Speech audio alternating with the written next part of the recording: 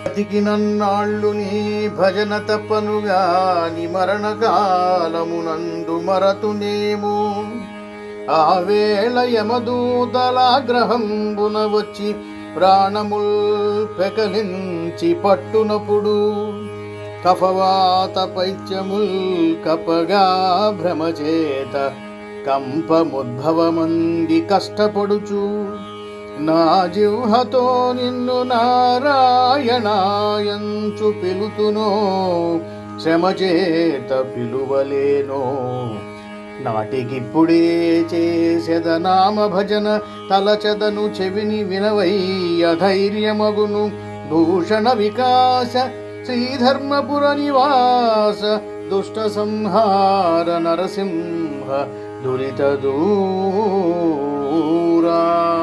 బతికినన్నాళ్ళు నీ భజన తప్పనుగా